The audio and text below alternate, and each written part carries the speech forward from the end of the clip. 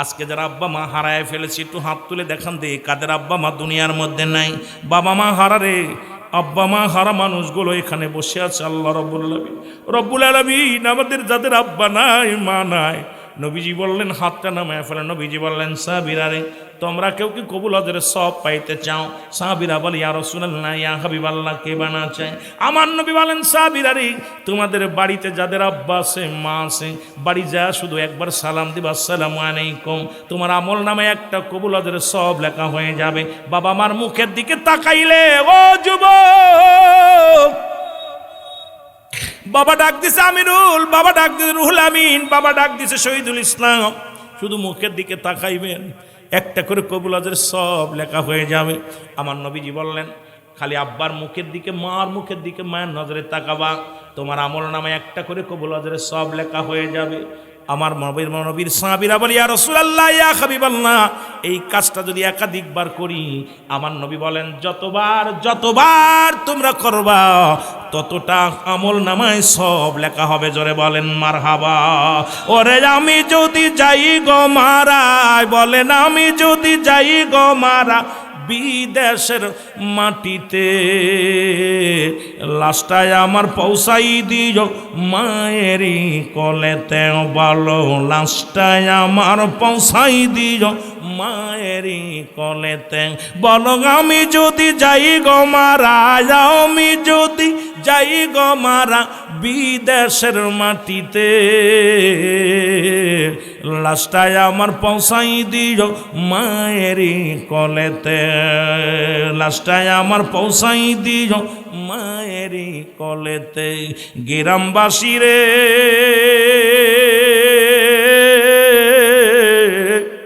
একটা দাবি যায় তোদের কাছে করে, ও মহল্লাবাসী রে,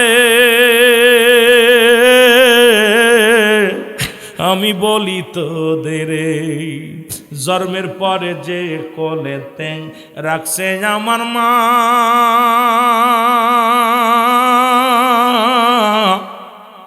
সেই মারে না দেখাইয়া আমার দাফন দিও না, আমার দাফন দিও না। জন্মের পরে যে কোলেতে রাখছে আমার মা,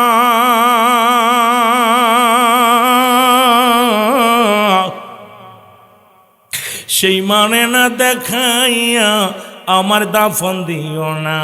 আমার মায়ের মুখটি দেখলে পারে, মায়ের মুখটি দেখলে পারে শান্তি পাবো কবরে, লাস্টায় আমার পৌঁছাই দিও মায়েরই কলেতে, বলো লাস্টায় আমার পৌঁছাই দিও।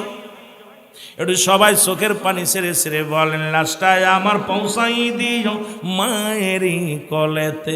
ওরে আমি যদি যাই গো মারা, আমি যদি যাই গো মারা বিদেশের মাটিতে,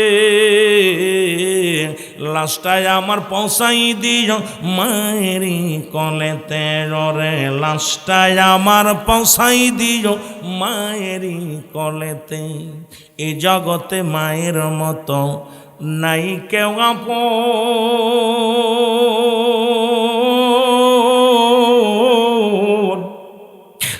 আমার দরদি মার না দেখায়া তোরা করাস না কাফন, তোরা পড়াস না কাফন। এই জগতে বাবার মতো নাই কেউ আপন, সেই মা বাবার না দেখায়া তোরা পড়াস না কাফন, আমার পড়াস না কাফন। আমার বাবা মায়ের মুখটা দেখলে পারে, আমার মায়ের মুখটি দেখলে পারে শান্তি পাবো কবরে, লাস্টায় আমার পৌঁছাই দিও মায়েরই, লাস্টায় আমার। গ্রামবাসী রে, আমি দাবি করি তোমাদের কাছে, আমার মহল্লাবাসী রে, আমি জানাইলাম তোমাদের এই জগতে মায়ের মতো নাই কেউ আপন।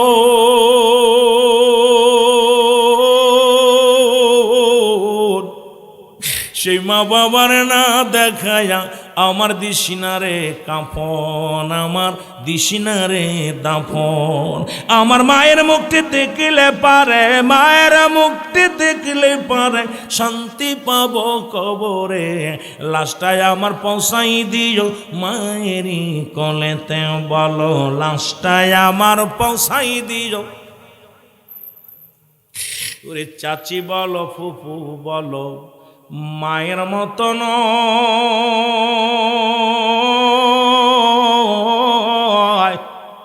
চাচা বলো আর ভাই বলো, বাবার মতো নাই, তোমার বাবার মতো নয়।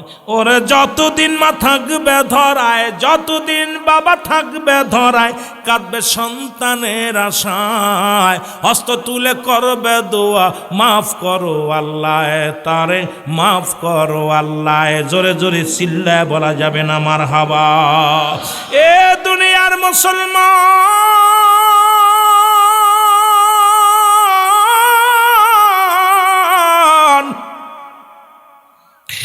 নবী বলেন তোমাদের যাদের আব্বা মা আছে রে, সালাম দিবেন, আমল নামায় এই নেকি হবে। সাহাবীদের চোখে পানি, সাহাবীরা কান্দে। অনেক সাহাবী বলে ইয়া রাসূলুল্লাহ, ইয়া হাবিবাল্লাহ, এটা যদি একটা সপ্তাহ আগে জানতে পারতাম। নবী সাহাবীরা আমল নিয়ে প্রতিযোগিতা করতেন। নবী গো 3 দিন আগে মারে হারায়া ফেলেছি, 1 সপ্তাহ আগে বাবারে হারায়া ফেলেছি, 1 মাস আগে বাবারে চিরবিদায় করে দিছি। ইয়া রাসূলুল্লাহ, ইয়া হাবিবাল্লাহ, নবী গো এই দুনিয়ার মধ্যে আমাদের মাও নাই, আমাদের বাবাও নাই। আরে আমার নবীও কান্দে, জিবরিল ও আমার সাহাবীরা নেই, আমিও নবী এতিম, আমিও নবীর মা নাই বাবা নাই রে মুসলমান শুনে নাও। আল্লাহ কয় জিবরিল তাড়াতাড়ি যাও, আমার হাবিবরে জানায়া দিয়ে যাও, যাদের আব্বা মা দুনিয়ার মধ্যে নাই তাদের জন্য, তারা যেন এই দোয়া করে পড়েন, রব্বি রহমহুমা কামা রব্বায়ানি সগীরা। সবাই একটু আমার সাথে পড়েন, রব্বি রহমহুমা কামা রব্বায়ানি সগীরা। আমার আগের বক্তা একটা দোয়া করেছিল, আদম নবীর দোয়া। আল্লাহ পাক জানায় দেয়, আদম দোয়া করে বলে, রব্বানা জালামনা আনফুসানা ইল্লাম তাগফির লানা ওয়া তারহামনা লানাকুনান্না মিনাল খাসিরিন। কারণ আদম নবী যখন 340 বছরে যখন কেঁদেছিল অজানা নামে, এই দোয়া করেছিল, আমার রব, আমার আল্লাহ, আমি জালিমদের অন্তর্ভুক্ত গেছি, আমারে তুমি ক্ষমা করে দাও। আর আমার নবীরে আল্লাহ পাক জানিয়ে দেয়, জিবরিল যাও যে বলো, এ আমার রব, আমার প্রতিপালক, আমার আল্লাহ, আমার আব্বা মার সগীরা গুনাহ মাফ করে দাও, কবিরা গুনাহগুলো মাফ করে দাও, জানা অজানা গুনাহগুলো মাফ করে দাও। আল্লাহ আমার আব্বা মার জীবনের সব গুনাহগুলো তুমি মাফ করে দাও। আজকে আমরা সন্তান হইয়া, এ যুবক, ও যুবক,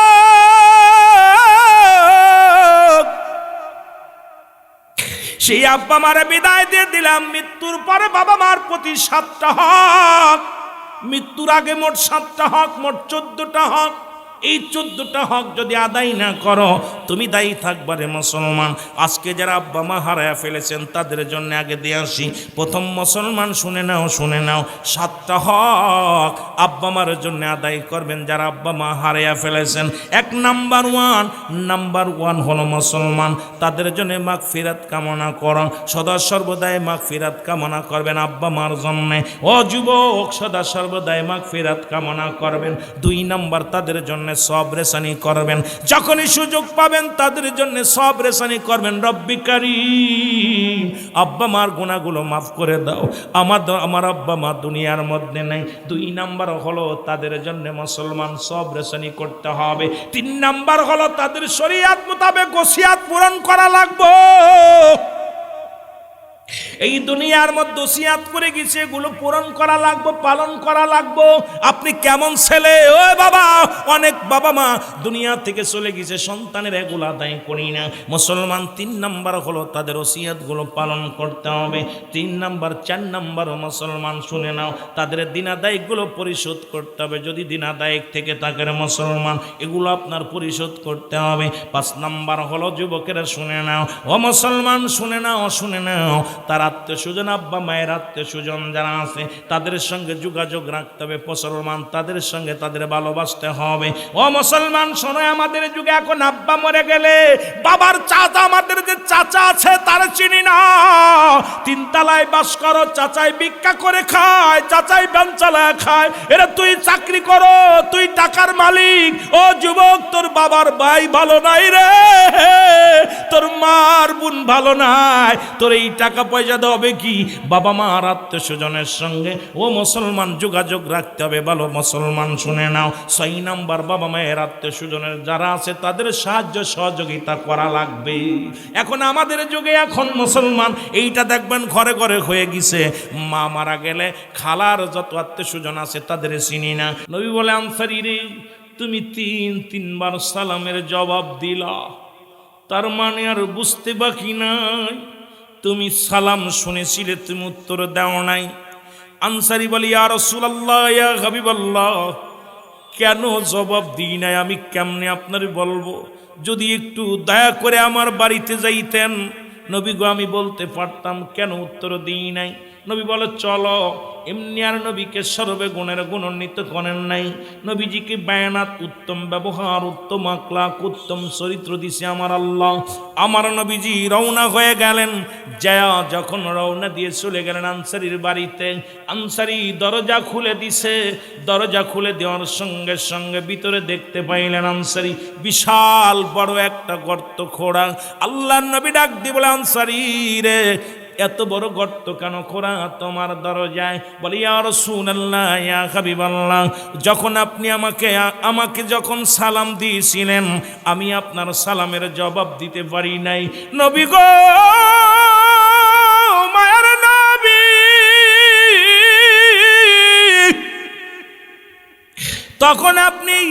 যখন আপনি আমাকে সালাম দিয়েছিলেন নবী গো, তখন আমি উলঙ্গ অবস্থায় গর্তের মধ্যে বসেছিলাম। নবী কয়, আনসারী রে, তুমি কি শোনাইলা? বলে, ইয়া রাসূলুল্লাহ, ইয়া হাবিবাল্লাহ, নবী গো, স্বামী স্ত্রী মিলে মাত্র একটা পোশাক, স্বামী স্ত্রী মিলে একটা পোশাক। নবী গো, যখন মসজিদে আজান দিয়ে দেয় মুয়াজ্জিন সাহেব, ও নবী, আমার স্ত্রী উলঙ্গ হইয়া গর্তের মধ্যে বয়া থাকে, এই কাপড়টা পরিধান করে আমি চলে যাই জামাতে নামাজটা আদায় করে আসি গো নবী। আবার এক দড়ি যখন নামাজ শেষ করে বাড়িতে আসি নবী গো, আমি গর্তের মধ্যে ঢুকে কাপড়টা খুলে আমার বিবিরে দিই। যখন আপনি আমার সালাম দিয়েছিলেন, আমার বিবি তখন নামাজের মধ্যে ছিল, আর আমি উলঙ্গ অবস্থায় গর্তের মধ্যে বসেছিলাম নবী গো।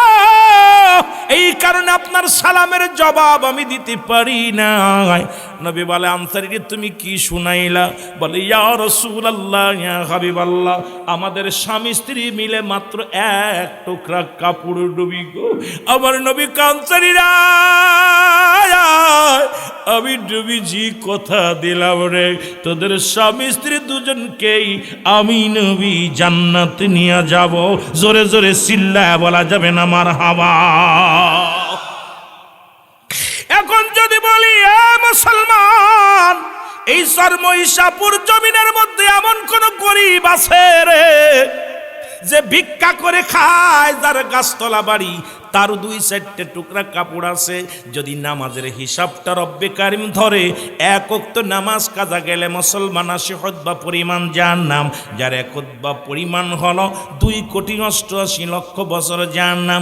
আপনার আমার জীবন থেকে কত নামাজ ছুটে গেল রে! এই নামাজের হিসাবটা যদি রব্বে কারিম ধরে রে, আপনার আমার বাঁচার মতো কোনো পথ নাই, কোনো বাঁচার মতো কোনো উপায় নাই। ও যুবক, একটা টুকরা কাপড়ে যদি স্বামী স্ত্রী নামাজ আদায় করতে পারে, আপনার এত কাপড় থাকতে তারপরেও আপনি নামাজে আসেন না, আমার রব্বি কারিমের কাছে কি জবাব দিবেন?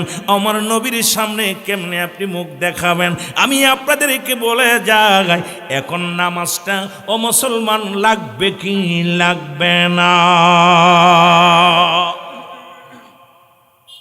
বড় আশ্চর্য হয়ে গেলাম, এই 18 বছর মাহফিল করতেছেন, এই গ্রামে কি এত গরিব আছে যার একটা কাপড় আছে?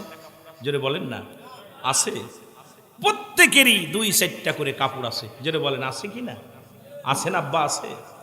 এখন এই নামাজের হিসাবটা যদি আল্লাহ পাক ধরে, আপনি কেমনে পার পাবেন? আমার আপনার তো পার পাওয়া সম্ভব না।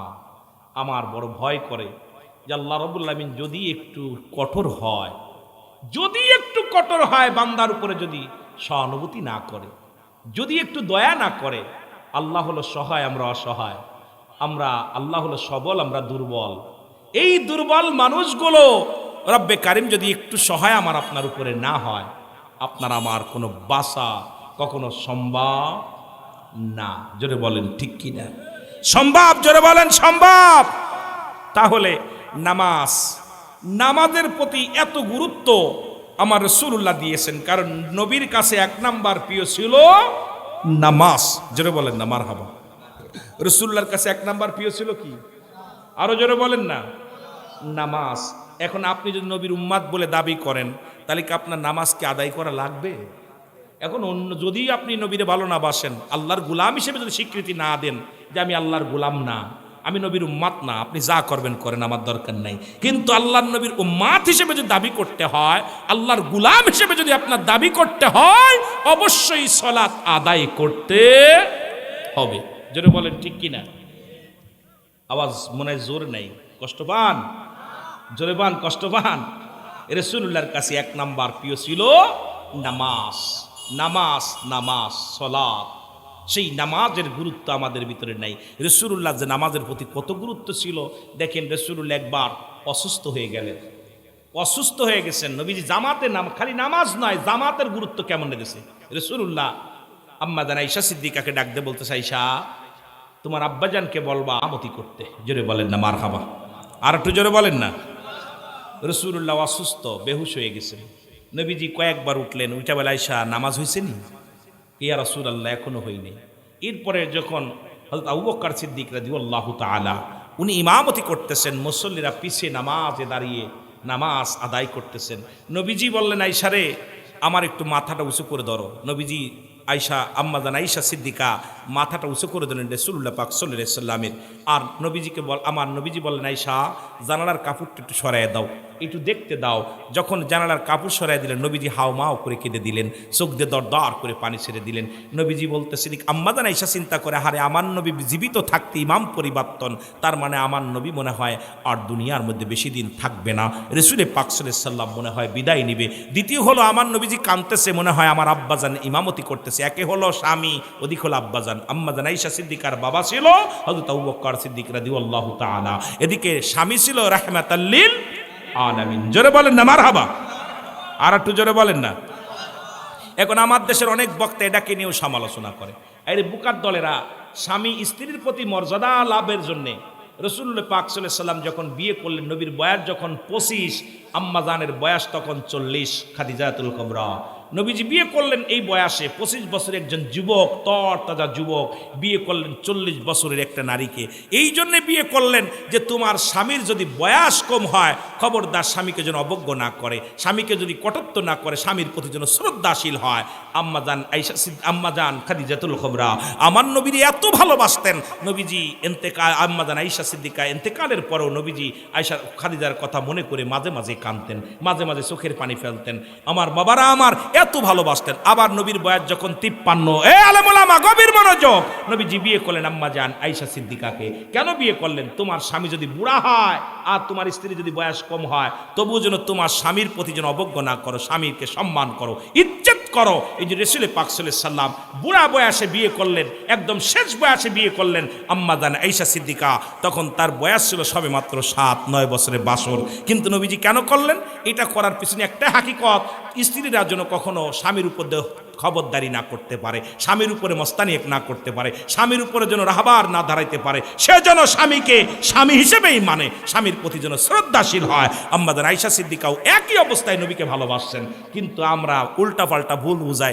আরে আমার নবীকে নিয়ে, আমার নবী তো এই যে বললাম হায়াতি খায়রুল লাকুম, আরে নবীর হায়াতের জিন্দেগিটাই আমার আপনার জন্য কল্যাণ স্বরূপ, যা যা দরকার উম্মাতের সেগুলোই আমার নবীজি উম্মাতের জন্য দিক নির্দেশনা করে রাখছেন, নিজে করছে এবং অন্যকে করার আদেশ দিছে। জোরে বলেন ঠিক কিনা, আর একটু জোরে বলেন না ঠিক কিনা।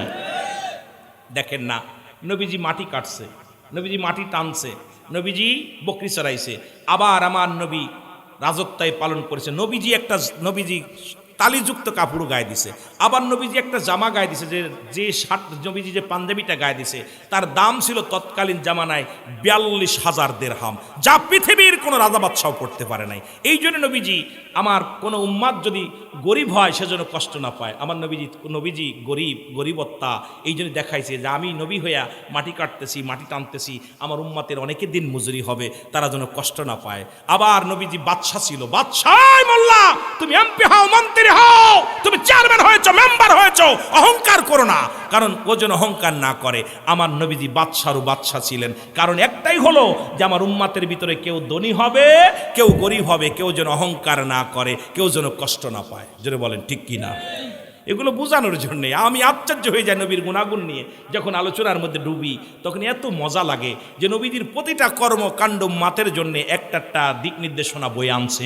কারণ রসুল তো আমার আপনার জন্য একটা মডেল, কারণ রসুল্লাহ আসছে আল্লাহর দিনের জন্য, আল্লাহ দিন প্রসারের জন্য, আর সেই দিনের কথা রসুল পাক সাল্লাল্লাহু আলাইহি ওয়াসাল্লাম বলার জন্য নিজে করেছে এবং অন্যকে উপদেশ দিছে। যেটার ভিতরে কল্যাণ আছে, যেটার ভিতরে মঙ্গল আছে, এটাই নবীজি করছে। যেটার ভিতরে অকল্যাণ আছে, যেটার ভিতরে কল্যাণ নাই, সেটা নবীজি বর্জন করছে। জোরে বলেন ঠিক কিনা, আর একটু জোরে বলেন ঠিক কিনা। সুতরাং আজকে যারা মিলের মালিক যিনি, সে যেন অহংকার না করে, মিলের কর্মচারী যে সেও যেন কষ্ট না পায়। নবীজি তো দুইটা কর্মের ভিতরে ছিল, এই জন্য আপনি মসজিদের যিনি ঝাড়ুদার সে যেন কষ্ট না পায়, যে ইমাম সে যেন ভাবনা নেয়, এ মুসলমান এই বাড়ির মালিক যিনি সে যেন ভাবনা নেয়, এই বাড়ির কর্মচারী সে যেন কষ্ট না পায়। কারণ ও ভাই, আল্লাহ আমাকে এটা পাঠিয়েছে, আমার রসুল তো এই গুণে গুণান্বিত ছিল, এই জন্য আমাদেরকে এই গুণে গুণান্বিত হওয়ার দরকার আছে কি না, আরো জোরে বলেন আছে কি না। কষ্ট পাচ্ছেন? রাসূল পাক সাল্লাল্লাহু আলাইহি ওয়াসাল্লাম দরদর করে চোখের পানিগুলো ছেড়ে দিলেন। আমার নবীজি কান্না করে আম্মা জান আয়েশা বলে, ইয়া রাসূলুল্লাহ, ইয়া হাবিবাল্লাহ, আপনি কেন কাঁদছেন? আপনার চোখে কেন পানি গো নবী? আমার নবী বলে, আয়েশা রে, আজকে আমার কষ্টের কান্না নয়, এই কান্নাটা হলো আমার আনন্দের কান্না।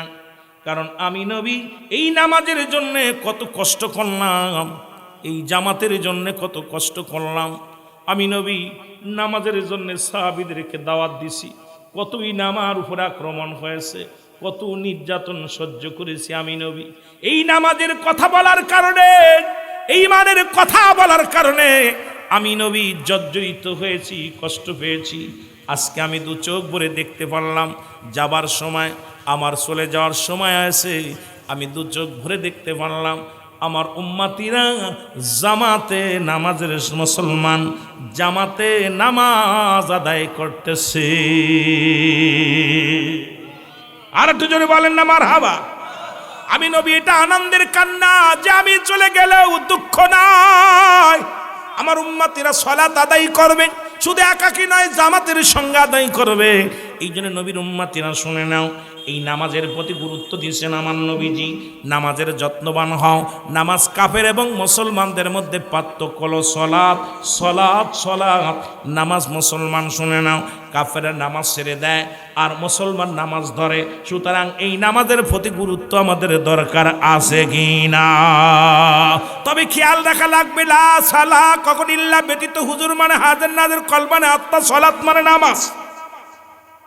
খুব গুরুত্ব মুসলমান শুনে নাও, লা কখনো ইল্লা ব্যতীত, হুজুর মানে হাজার নাজের, কল মানে আত্মা, সলাৎ মানে নামাজ। এখন এই নামাজের মধ্যে আজকে নামাজ আপনার নামাজ হয়ে গেছে, আপনি বুঝতে পারবেন যখনই আপনার নামাজটা আল্লাহর দরবারে কবুল হয়ে গেছে, আপনি নিজেই বুঝতে পারবেন আজ থেকে আপনার চলাচলতে সব পরিবর্তন হয়ে যাবে, কথা বলার ধারণ বদলে যাবে, চলার ধারণ বদলে যাবে, ব্যবহার বদলে যাবে। কারণ আপনি বুঝতে পারবেন তখনই আপনার নামাজ কবুল হচ্ছে। কিন্তু আপনি নামাজও পড়েন, সুবরি চুরি করেন, নামাজও পড়েন, মানুষের ফসল খাওয়ান, নামাজও পড়েন, মিথ্যা বলেন, নামাজও পড়েন, আবার মুসলমান নাতিরে বিয়ে করতে চান, নামাজও পড়েন, বেগানা নারী নিয়ে গল্প করেন, নামাজও পড়েন, মুসলমান অন্যায় করেন, নামাজও পড়েন, কম বেশি করেন। তার মানে বুঝবেন আপনি সারা জীবন নামাজ পড়তেছেন, এই নামাজ রব্বে কারিমের দরবারে কবুল হয় নাই। আপনার নামাজটা কবুল হবে আপনি নিজেরটা নিজে অনুভব করবেন। যখন নামাজ কবুল হয়ে গেছে আপনার পাটা একটু জোরে জমিনের মধ্যে পড়বে না, কোনোদিন কোনো বেগানা নারীর দিকে আপনার চোখ যাবে না, দুনিয়ায় কোনোদিন অন্যায় মাথা নত করবেন না। দুনিয়ার যুবক, এই দুনিয়ার মধ্যে মুসলমান জীবন দিয়া দিবেন, তবু মুসলমান ইমান দিবেন না। এই জন্য নামাজ আপনার কবুল হয়েছে নিজে আপনি বুঝতে পারবেন। এই জন্য বাবারা আমি আপনাদেরকে বলে যাইলা কখনো ইল্লা ব্যতীত হুজুর মানে হাজের নাদের কল মানে আত্মা সলাত মানে নামাজ, ওই নামাজে আল্লাহর মিরাজ হয়, আল্লাহর সঙ্গে দিদার হয়। যে নামাজ দুনিয়ার সব কিছু ছেড়ে দিয়া, দুনিয়ার সমস্ত দুনিয়াবি ছেলে মেয়ে সংসার পরিবার পরিজন সব কিছু একাকার করে ফেলে দিয়া রব্বে কারিমকে প্রভু বানাইয়া, এ মুসলমান শুনে নাও, একাকার ভাবে সিজদা যখন করতে পারবেন তখনই মনে করবেন আপনার সলাত আপনার নামাজ এইবারে আল্লাহ কবুল করে নিছে। নামাজ আয়া স্যান্ডেলের চিন্তা, নামাজ আয়া ছেলের চিন্তা, নামাজ আয়া বিবির চিন্তা, নামাজ আয়া ব্যবসার চিন্তা, নামাজ আয়া দোকানের চিন্তা, এই চিন্তা করবেন আর সিজদা মারতে মারতে কপাল ছুঁড়ে ফেলবেন। খোদার কসম করে বলি কপালে দাগ পড়বে, হাঁটুর মধ্যে দাগ পড়বে। এই নামাজ আপনাকে কিয়ামতের ময়দানে রব্বুল আলামিন ছুঁড়ে মারবে, আপনার মুখের ভিতরে ছুঁড়ে মারবে। রুকু সিজদা করতে পারবেন না বাবারা আমার। আল্লাহ রব্বুল আলামিন দিদার যদি পাইতে হয়, রব্বুল আলামিনের সান্নিধ্য যদি লাভ করতে হয়, যদি জান্নাত পেতে হয়, ওই নামাজটা পড়তে হবে যে নামাজে আমার রব্বুল আলামিন খুশি থাকবে। জোরে বলেন ঠিক কি না? নামাজ পড়তে পড়তে কপাল ছুলে ফেলেছে, পরিবর্তন হয় না মানুষের, এখনো চরিত্র পরিবর্তন হয় না। বড় কষ্ট, মুসল্লি ভারছে ইমান বাড়ে নাই। মসজিদে আপনার নামাজ আপনি নিজেই বলতে পারবেন। এই জন্য কিছুদিন আগে একটা গান শুনছিলাম, যদিও আমি গান জায়েজ করতেছি না, বলতেছি না, তবু একটু কথাটা মনে পড়ে গেল। নামাজ হইল না রে তোর, নামাজের লইলি না খবর, ও মন পড়লি নামাজ ধরলি নামাজ সারা জীবন ভোর, ও তুই পড়লি নামাজ ধরলি নামাজ সারা জীবন ভোর, নামাজ হইল না রে তোর, নামাজের লইলি না খবর, নামাজ হইল না রে তোর, নামাজের লইলি না খবর। মসজিদে আজান পড়িলে সবার, নামাজ শেষে বাইর হইয়া সুদের টাকা খাও, নামাজ হইল না রে তোর, নামাজের লইলি না খবর, নামাজ হইল না রে তোর, নামাজের লইলি না খবর। জোরে বলেন ঠিক কিনা? নামাজের ভিতরে তোমায় মশায় কামড় দিলে, মশা তুমি আগে মারো, রুকু সেজদা ফেলে, নামাজ হইল না রে তোর। নবীর সাহাবীরা নামাজের মধ্যে তীর লাগছে। এই আলেমরা, রাসূলুল্লাহ নামাজে, সাহাবীরা নামাজে দাঁড়াইছে, নামাজে এত মজা লাগছে, 2 রাকাত নামাজের মধ্যে রাত কাটায় দিছে আমার নবীজি। এই নামাজের মধ্যে যখন দাঁড়িয়েছে কাফেররা তীর মারছে, পুরোতের পার ওপার হয়ে গেছে। যখন আর একটা তীর লাগবে চিন্তা করছে আমি যদি মারা যাই তাহলে আমার নবীর আক্রমণ করবে। আমার নবীজি মুসলমান সঙ্গে সঙ্গে নামাজ ছেড়ে দিছে। সাহাবীরা, আমার নবী বলেন তোমাকে তীর মারলো তুমি টের পাও না? বলি ইয়া রাসূলুল্লাহ, ইয়া হাবিবাল্লাহ, খোদার কসম করে বলি নামাজে আমি এত মজা পাচ্ছিলাম, নামাজ যখন সূরা পড়তেছিলাম, যখন কেরাত পড়তেছিলাম, এত মজা পাচ্ছিলাম, আমি রব্বে কারিমের সঙ্গে একবারে মুসলমান আমি ভাবে মিলে গিয়েছিলাম। দুনিয়ার মধ্যে আমার জীবনটা যদি চলে যেত টের পাইতাম না, শুধু যদি আপনি ঘরের মধ্যে না থাকতেন, কারণ কাফেরের আক্রমণ করবে এই ভয়ে আমি নামাজটা ছেড়ে দিছি, নাই জীবনটা গেলেও আমি নামাজ ছাড়তাম না। কয় নামাজ, এর নামাজেরও ভিতরে তোমায় মশায় কামড় দিলে, মশা তুমি আগে মারো, মশা তুমি আগে মারো, রুকু সেজদা ফেলে, নামাজ হইল না রে তোর, নামাজের লইলি না খবর, নামাজ হইল না রে তোর, নামাজের লইলি না খবর। ও মন পড়লি নামাজ ধরলি নামাজ সারা জীবন ভোর, ও তুই পড়লি নামাজ ধরলি নামাজ সারা জীবন ভোর, নামাজ হইল না রে তোর, নামাজের লইলি না খবর। পাঞ্জামি পায়জামা বাইরে সবই তোমার সাদা, রুহুল আমিন কয় তিল পরিমাণ লাগলে জীবনে কাদা নামাজ হইল না রে তোর, নামাজের লইলি না খবর। জোরে বলেন ঠিক কিনা, আরো জোরে কোন ঠিক কিনা। এ নামাজ পড়ে হবে কি? যে নামাজে মওলার দিদার না হয়, যে নামাজে চুরি ঠেকাতে পারে না, যে নামাজে গিবাত ঠেকাতে পারে না, যে নামাজে মিথ্যা মামলা অগ্ন বিরুদ্ধে মামলা করা ঠেকাইতে পারে না, যে নামাজে মুসলমান বেগানা নারী দেখা ঠেকাতে পারে না, যে নামাজ অশ্লীল কাজ থেকে ঠেকাইতে পারে না, যে নামাজে দুনিয়ার দুর্নীতি দূর করতে পারে না, যে নামাজে আপনার দুনিয়া ছাড়তে পারেন না, এই নামাজ পড়ে হবে কি বাল্হুয়া খিলাফ। দুনিয়াটা হলো পচা দুর্গন্ধ মরি, মানুষের চরিত্র হলো কুকুরের চরিত্র। কুকুর যেমন মরি পাইলে খুশি হয়, এই মানুষগুলো সম্পদ পাইলে খুশি হবে। এই জন্য দেখেন নামাজের ভিতরেও দুনিয়ার দিকে ঝুঁকে যায়। জোরে বলেন ঠিক কিনা। রাসূল এমনি বলে নাই বাল্হুয়া খিলাফ। রাসূল এই 1400 বছর আগে বলে গেছেন। এই কথাগুলো এত মজার কথাগুলো, আমার খুব আনন্দ লাগে কথাগুলো যখন একটু গবেষণা করি, চিন্তা করি। কথাগুলো যে বলে গেছে, এই কথাগুলোতে একটা এদিক ওদিক যাচ্ছে না, সব একদম একটা একটা করে সব হক করে সত্য হবে। কারণ আমার নবী মিথ্যা বলে যায় নাই। জোরে বলেন ঠিক কিনা। আজকে নামাজি বাড়ছে, মসজিদ বাড়ছে। আগে মসজিদ ছিল কাঁচা, ইমান ছিল পাকা। এখন মসজিদ হয়েছে পাকা, মুসল্লিদের ইমান একেবারেই পাকা। কথা কয় না কেন? এখন এত সুন্দর টাইলস করা, ভিতরে এসি লাগানো, এরপরে আপনার ফ্যান লাগানো, তাও মুসল্লিরা টেকে না। আর আগে পাখা ছিল না, কিছু ছিল না, নামাজে ঘেমে কাপড় ভিজে গেছে, মানুষ তবু তসবিহ পড়া থেকে বন্ধ করে নাই। আল্লাহর দরবারে সিজদায় লুটে পড়ছে।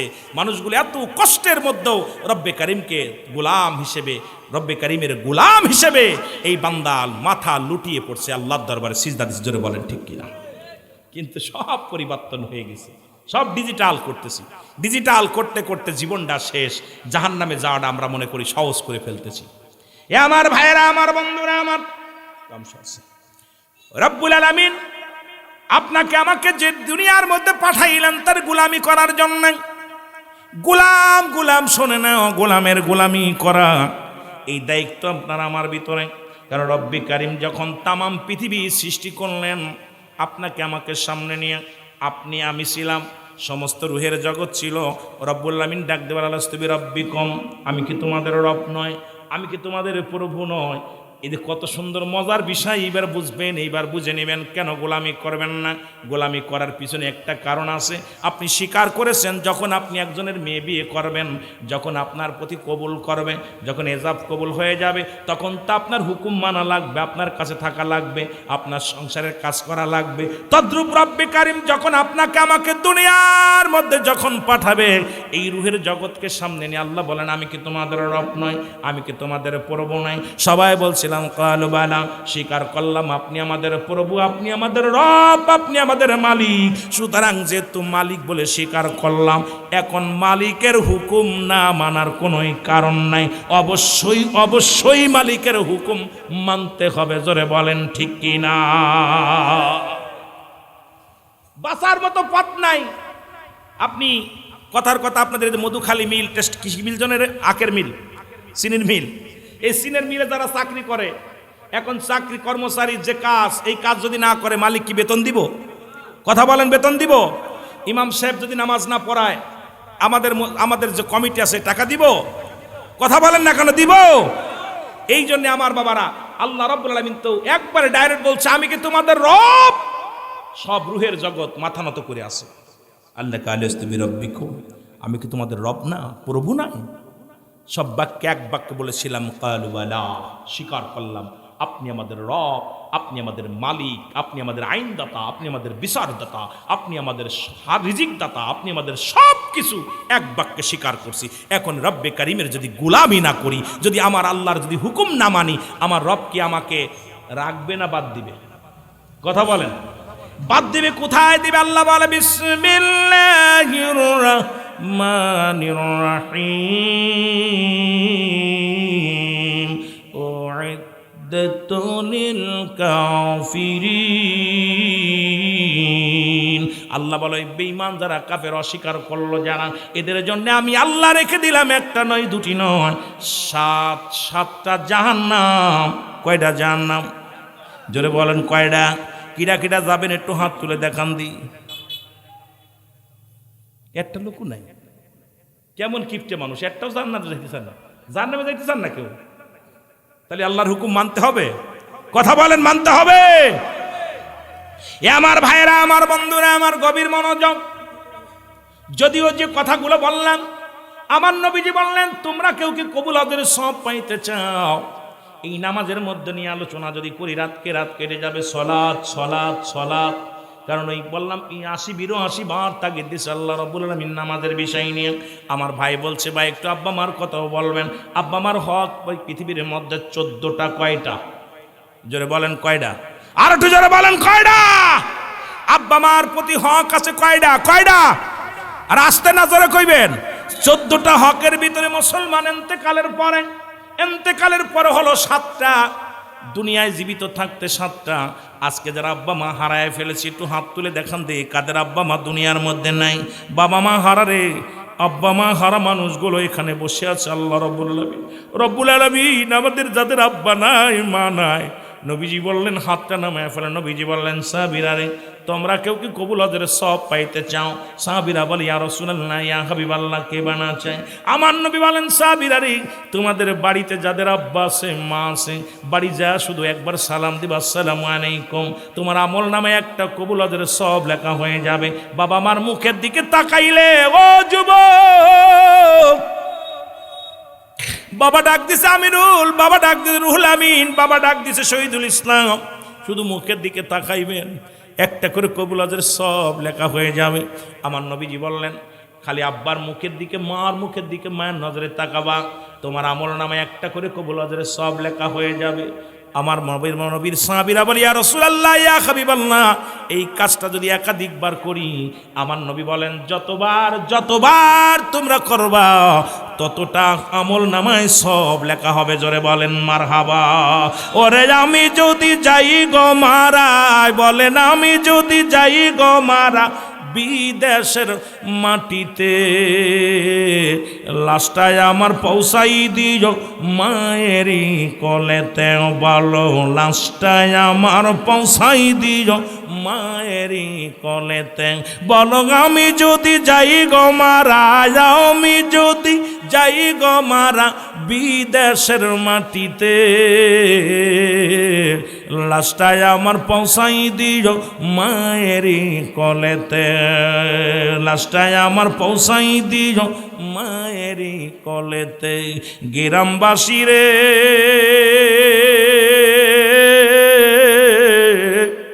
একটা দাবি যায় তোদের কাছে করে, ও মহল্লাবাসী রে আমি বলি তোদের, জন্মের পরে যে কোলেতে রাখছে আমার মা,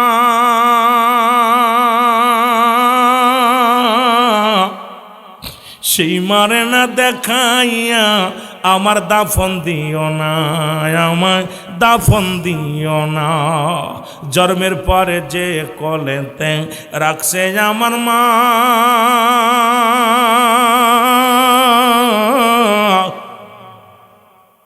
সেই মানে না দেখাইয়া আমার দাফন দিও না।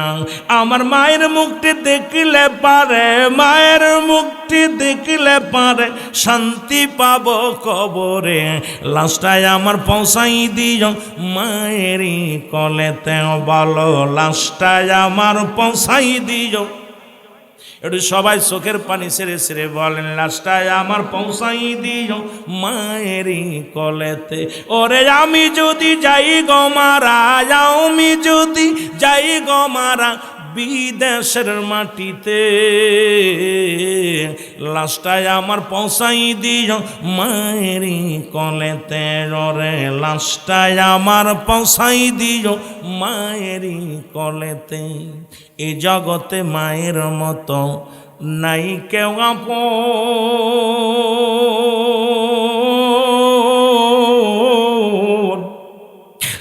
আমার দরদি মার না দেখায়া তোরা করাস না কাফন, তোরা পড়াস না কাফন।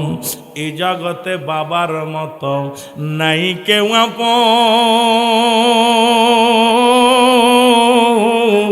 সেই মা বাবার না দেখায়া তোরা পড়াস না কাপন, আমার পড়াস না কাপন।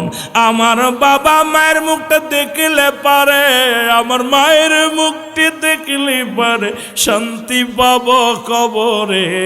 লাশটায় আমার পৌঁছাই দিও মায়েরই, লাশটায় আমার। গ্রামবাসী রে, আমি দাবি করি তোমাদের কাছে, আমার মহল্লাবাসী রে, আমি জানাইলাম তোমাদের এই জগতে মায়ের মতো নাই কেউ আপন।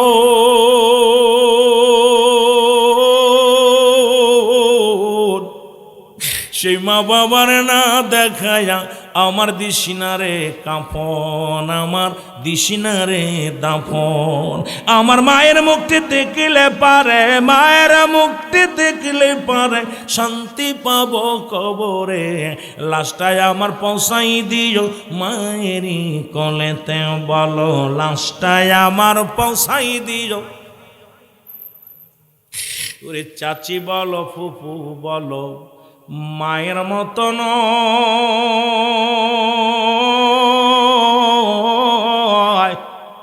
চাচা বলো আর ভাই বলো, বাবার মতো নাই, তোমার বাবার মতো নয়।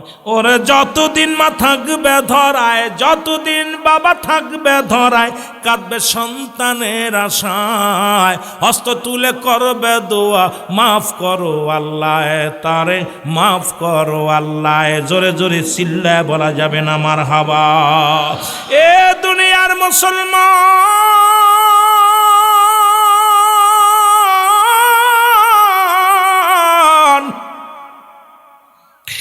নবী বলেন তোমাদের যাদের আব্বা মা আছে রে, সালাম দিবেন, আমল নামায় এই নেকি হবে। সাহাবীদের চোখে পানি, সাহাবীরা কান্দে।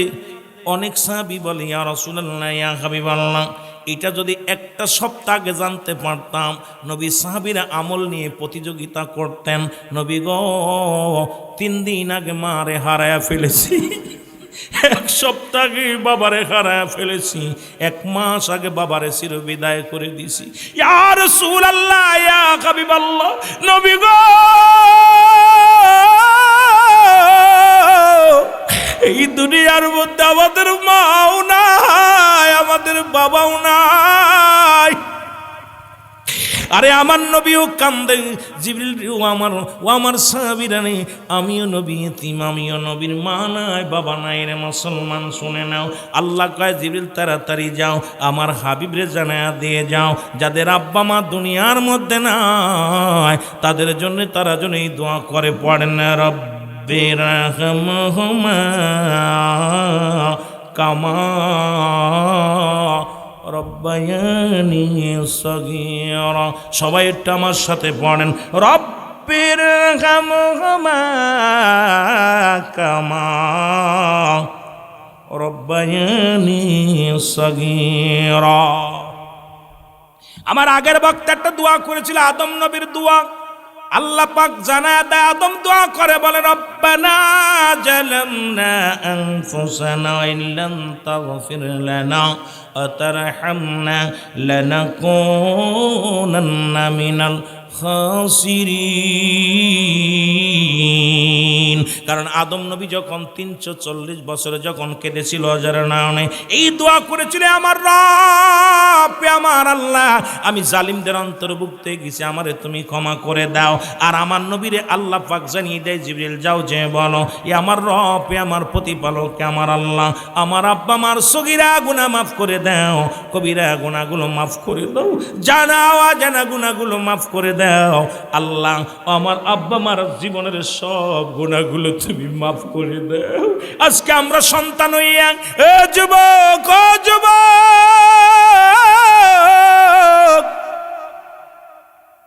সেই আব্বা মারে বিদায় দিয়ে দিলাম। মৃত্যুর পরে বাবা মার প্রতি 7টা হক, মৃত্যুর আগে মোট 7টা হক, মোট 14টা হক। এই 14টা হক যদি আদায় না করো, তুমি দায়ী থাকবা রে মুসলমান। আজকে যারা আব্বা মা হারায়া ফেলেছেন তাদের জন্য আগে দিয়ে আসি। প্রথম মুসলমান শুনে নাও, শুনে নাও, 7টা হক আব্বা মার জন্য আদায় করবেন যারা আব্বা মা হারায়া ফেলেছেন। নাম্বার ওয়ান হলো মুসলমান, তাদের জন্য মাগফিরাত কামনা করো, সদা সর্বদাই মাগফিরাত কামনা করবেন আব্বা মার জন্য। ও যুবক, সদা সর্বদাই মাগফিরাত কামনা করবেন। 2 নাম্বার, তাদের জন্য সবরেসানি করবেন, যখনই সুযোগ পাবেন তাদের জন্য সবরেসানি করবেন। রব্বি কারীম, আব্বা মার গুনাহগুলো মাফ করে দাও, আমার আব্বা মা দুনিয়ার মধ্যে নেই। 2 নাম্বার হলো তাদের জন্য মুসলমান সবরেসানি করতে হবে। 3 নাম্বার হলো তাদের শরীয়ত মোতাবেক ওসিয়াত পূরণ করা লাগবে।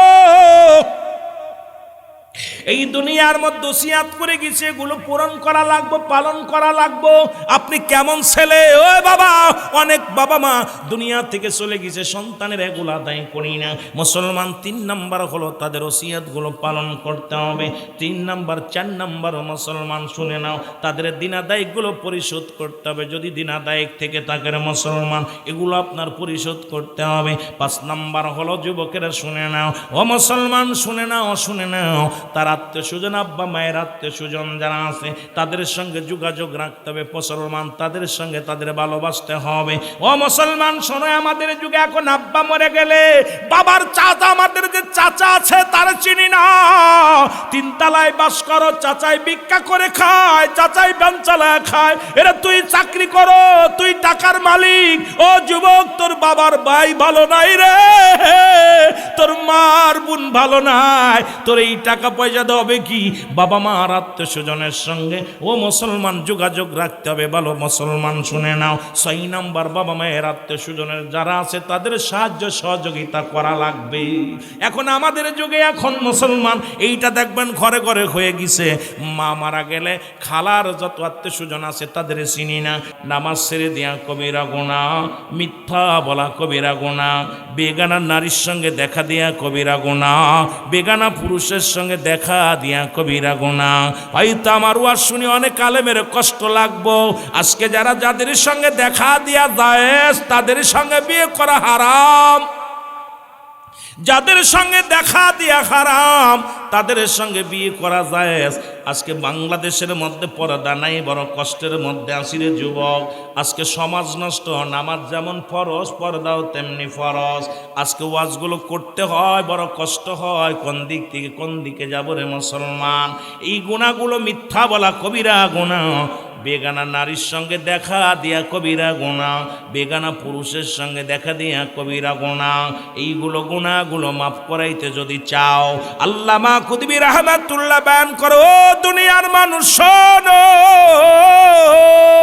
বান্দা যখন রিয়াজুল জান্নাহ বেহেশতের বাগানের সংবাদ শুনিয়া ওই জান্নাতের বাগানখানা আঁকড়ে ধরিয়া কবরের ভয়ে, জাহান্নামের ভয়ে, মরণের ভয়, বান্দা যখন আল্লাহর দরবারে খাস তওবা করে আল্লাহ বলে ডাক দেয়, কারণ কিয়ামত পর্যন্ত আর কোনো নবী আসবে না। কিয়ামত পর্যন্ত নবীদের দরজা বন্ধ, তওবার দরজা খোলা।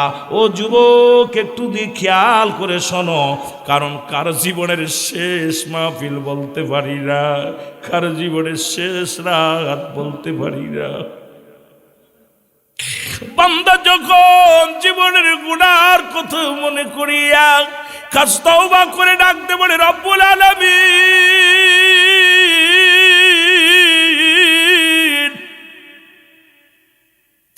যখন চোখের পানি ছেড়ে ডাকতে বলে, আমার আল্লাহ, জীবনে আর কোনোদিন গুনাহ করব না, জীবনে আর কোনোদিন আমরা অন্যায় করব না, জাহান্নামের ভয়ে, কবরের ভয়ে। মুসলমান শুনে নাও, বান্দা যখন খাস তওবা করে আল্লাহ বলে ডাক দেয়, রব্বুল আলামিন বান্দার জীবনের সব গুনাহ মাফ করে দেয়। জোরে বলেন সুবহানাল্লাহ। আইরে সুযোগ, আজকে কততম জন্ম দেখলাম? 18তম। আহা, 18টা বছর মাহফিল চলতেছে, এরপরেও যদি গুনার বোঝা নিয়ে কবরে যায়, তাহলে মনে করবেন আপনার কপাল পোড়া। কারণ জান্নাতের বাগানে নিয়ত করে আসার কারণে সগীরা গুনাহ মাফ। এখানে বসে খাস তওবা করে আল্লাহ বলে ডাক দিলেই রব্বুল আলামিন খাস তওবা করে কবরের ভয়ে জাহান্নামের আল্লামা কুতুবী রাহমাতুল্লাহ বয়ান করে, বান্দা যখন গুনাহ আসমান থেকে জমিন পর্যন্ত খালি জায়গা পর্যন্ত গুনাহ করে ফেলেছে, বান্দা অনুশোচনা আসছে ভিতরে, আল্লাহ আমাকে তুমি মাফ করে দাও, আর পিছনে আর সামনে গুনাহ করব না। রব্বুল আলামিনের দরবারে যখন ইস্তেগফার করছে, কারণ কিয়ামত পর্যন্ত আর কোনো নবী আসবে না, নবীদের দরজা বন্ধ, তওবার দরজা কিয়ামত পর্যন্ত খোলা থাকবে।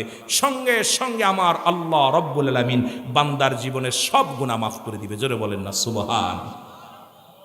যেহেতু দুইটা টাইমে মরণ হয়, দিন শুরু করেছি, রাতও শুরু করলাম, 8টা পার হয়ে গেল, সকাল হবে কি জানি না। সবাই তওবা করেন আমার সামনে, আস্তাগফিরুল্লাহ, একটু তওবা করে দিই সবাই, পড়েন আস্তাগফিরুল্লাহ রব্বি মিন কুল্লি জামবিন আতুবু ইলাইহি লা হাওলা ওয়ালা কুওয়াতা ইল্লা বিল্লাহিল আলিয়্যিল আযীম লা ইলাহা ইল্লাল্লাহু মুহাম্মাদুর রাসূলুল্লাহ আশহাদু আল্লা ইলাহা ইল্লাল্লাহু ওয়াহদাহু লা শারীকা লাহু আশহাদু আন্না মুহাম্মাদান আবদুহু ওয়া রাসূলুহু।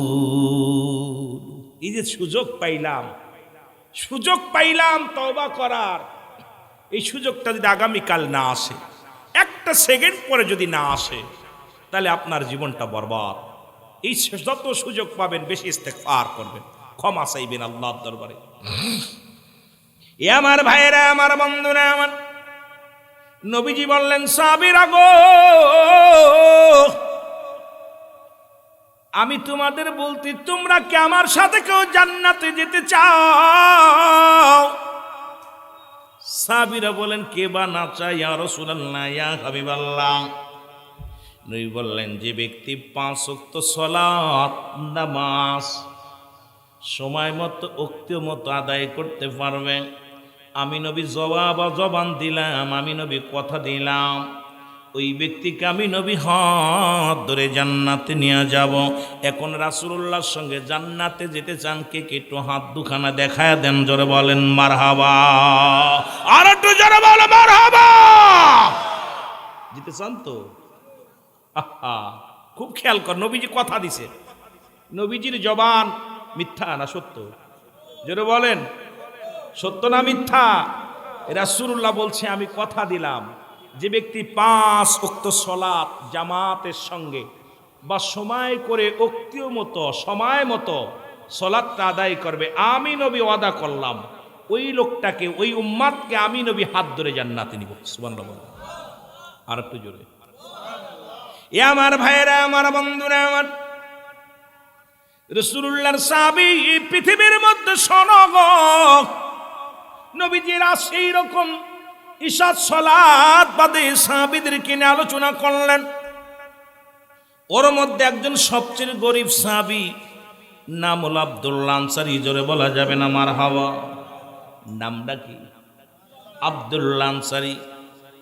উনি আলোচনা শুনে বাড়ি গেলেন, বিবি ডাকতে বলে, প্রাণের স্বামী গো, প্রাণের স্বামী, আমার নবীজি কি ওয়াজ করছে বলেন, আপনারা আজকে আলোচনা শুনতে আসছেন।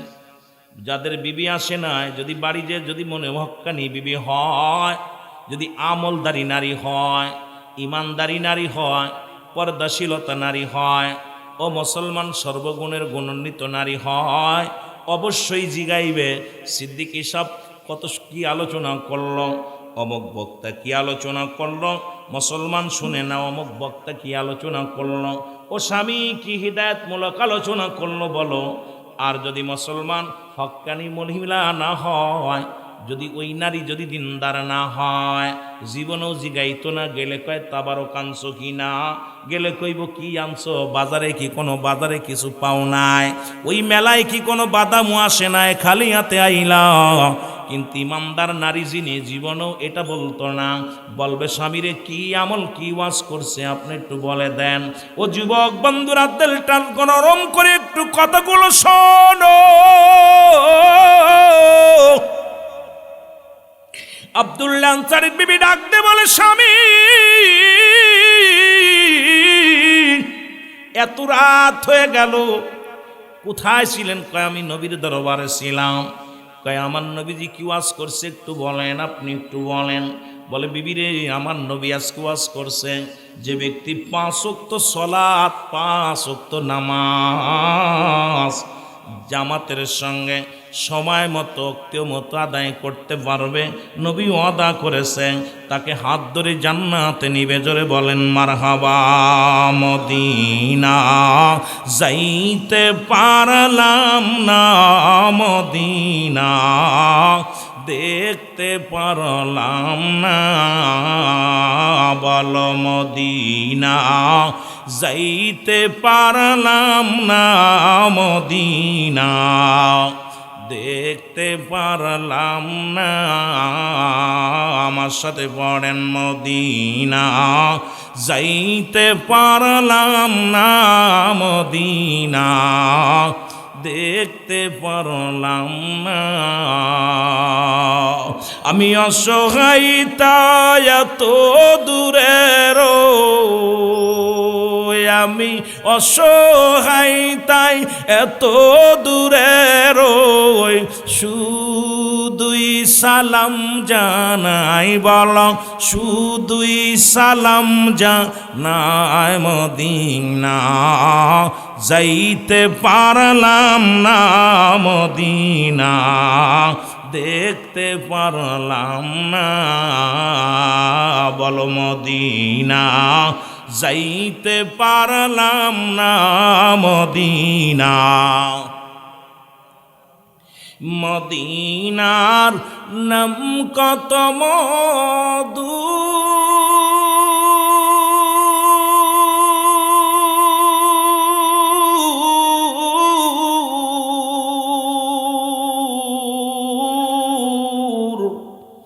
মদিনা আর যে কত দূর,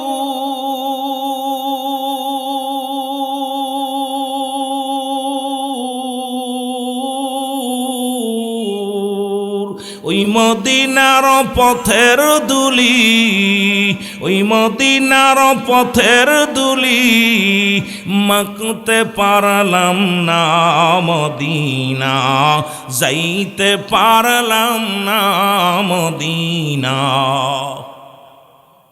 মদিনার পাগলেরা জোরে জোরে বলেন, মদিনা যাইতে পারলাম না, মদিনা। ভাই একটু আওয়াজ করলেন, ওয়াজ করে শোনেন, একটু জোরে জোরে, একটু নবীর শানে গান না, গুনাহ হয়তো নি, গুনাহ হয়তো। মহব্বতে বলেন, মদিনা যাইতে পারলাম না, মদিনা দেখতে পারলাম না। আমি অসহায় তাই এত দূরের, বলো অসহায় তাই এত দূরের, দূর থেকে সালাম জানাই, বলো দূর থেকে সালাম জানাই, মদিনা যাইতে পারলাম না, মদিনা দেখতে পারলাম না, মদিনা যাইতে পারলাম না, মদিনা। মদিনার নাম কত সুন্দর,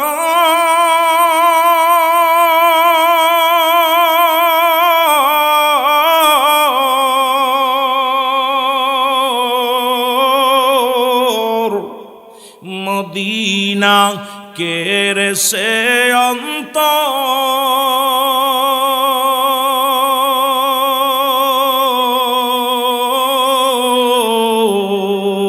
মদিনার নাম কত সুন্দর,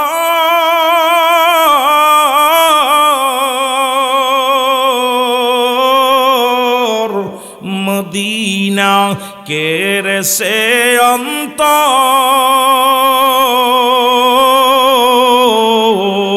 এই গরিব দুঃখীর সালাম খানি, গরিব দুঃখীর সালাম খানি পৌঁছাই দিও মদিনায়, বলো পৌঁছাই দিও মদিনায়। মদিনা যাইতে পারলাম না মদিনা।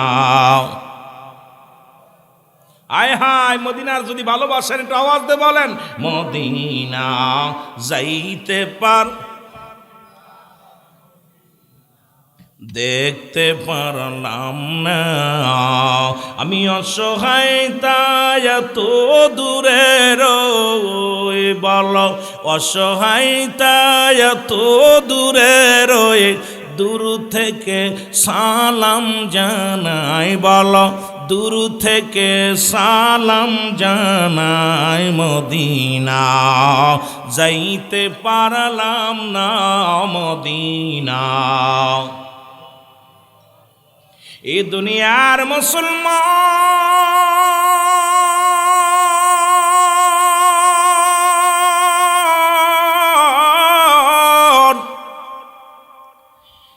আল্লাহর নবীর সাহাবী মুসলমান, শোনো শোনো গো। আব্দুল্লাহ আনসারী ডাক দেখো, বিবি আমার নবী ওয়াজ করছে রে, যদি কোনো ব্যক্তি 5 ওয়াক্ত সালাত, কোনো ব্যক্তি 5 ওয়াক্ত নামাজ সময় মতো মতো আদায় করতে পারে, রাসূলুল্লাহ তার হাত ধরে জান্নাতে নিয়ে যাবে। ডাক দে বিবি, ডাক দি কয়, প্রাণের স্বামী আপনার কাছে একটা মাত্র দাবি আমার গো। কেমন বিবি, কেমন স্বামী? ও নবীর পাগলেরা শোনো, ও আমার আল্লাহর বান্দা বান্দিরা শুনে নাও। ডাক দে কয়, স্বামী রে, জীবনে আপনার কাছে কিচ্ছু চাই না, দামি কাপড় চাই না, দামি পোশাক চাই না, খাবার চাই না রে আমার স্বামী, একটু সুযোগ আমারে করে দিবেন, আমিও যেন সময় মতো সালাত আদায় করতে পারি। আপনি যাবেন রাসূলুল্লাহর সঙ্গে জান্নাতে, আমিও যেন আপনার সঙ্গে আমার নবীর সাথে জান্নাতে যেতে পারি গো। ও যুবকেরা শুনে নাও, বলে স্বামী রে, আপনি আমাকে একটু সুযোগ করে দিবেন, আমিও যেন নামাজটা আদায় করতে পারি, সালাতটা আদায় করতে পারি। এ মুসলমান, নবীর পিছে সাহাবী প্রতিনিয়ত সালাত আদায় করেন।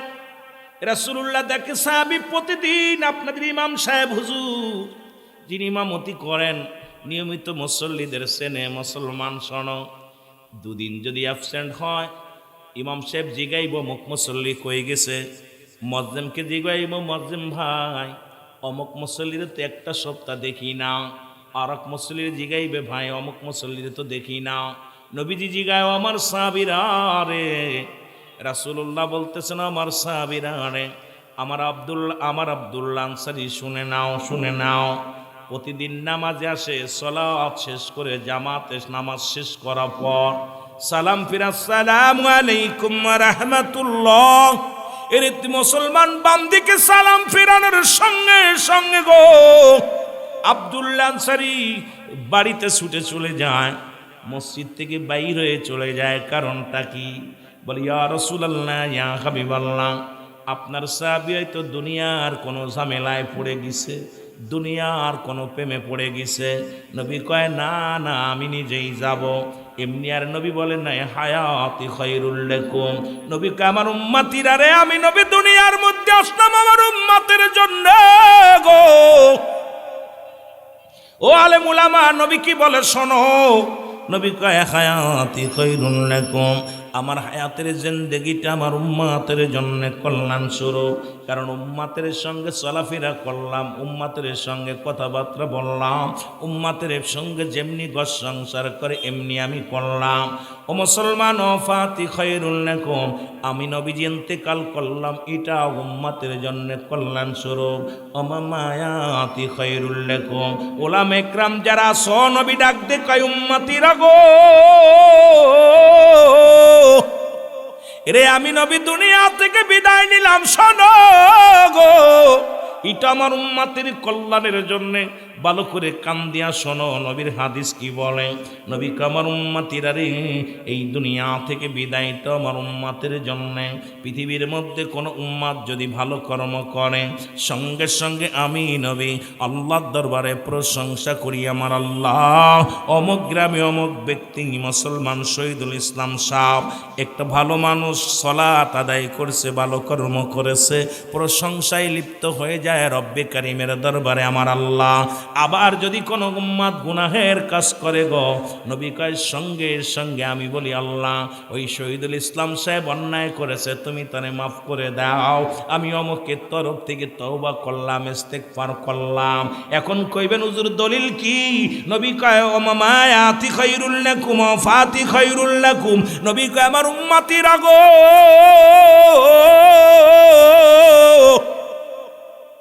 এই পৃথিবীর মধ্যে যদি কোনো উম্মত গুনাহের কাজ করে রে, সঙ্গে সঙ্গে আমি নবী আমার উম্মতের হইয়া ইস্তিগফার করি, আমি মাফ চাই আমার আল্লাহর দরবারে।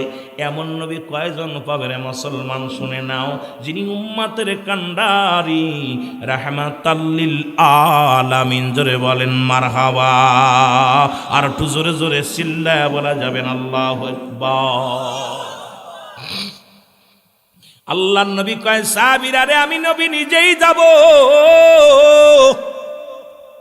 আব্দুল্লাহ আনসারীর বাড়িতে। নবীজি গেলেন, সালাম দা, আসসালামু আলাইকুম ইয়া আহলাল বাইত, আসসালামু আলাইকুম ইয়া আহলাল বাইত। তিনবার নবীজি সালাম দিলেন, কোনো উত্তর পাইলেন না। কোন মুসলমানের বাড়ি সালাম দিবেন যখন প্রবেশের হুকুম না পাবেন, সালামের জবাব না পাইলে এই বাড়িতে ঢোকার এখতিয়ার আপনারা নাই। কিন্তু আমার দেশের এখন তো এইটা নিয়ম নাই। দেখা যায় বাড়ির ভিতর ঢোকা পর বাবিরে কয় বাবি সাহ, বাই সাহ কই। আরে কপাল পুরা শোন, তুই নিজেও গুনাহগার হইলি, ওকেও গুনাহগার বানাইলি। দরজায় দাঁড়াইয়া সালাম দে, আসসালামু আলাইকুম ও অমুক সাহেব। যদি ভিতর থেকে আওয়াজ না আসে, ভিতর থেকে যদি জবাব না আসে, ওই বাড়িতে ঢুকার তোমার এখতিয়ার নাই, ঢুকার পারমিশন নাই, ফিরে যাও, ফিরে যাও। কিন্তু আমার দেশের এই নিয়মগুলো নাই, কারণ পর্দার বিধান একেবারেই নাই রে মুসলমান। আজকে দেশের যে অবস্থা, 12টা বাজছে রে মুসলমান, পর্দার বিধান একেবারেই মানি না। আর এই মানার পিছনে একটা কারণ, আপনারা 5টা গুণের নারী বিবাহ করতে বলছে নবীজি। তার মধ্যে এই 5টা গুণের নারী যদি বিবাহ না করো,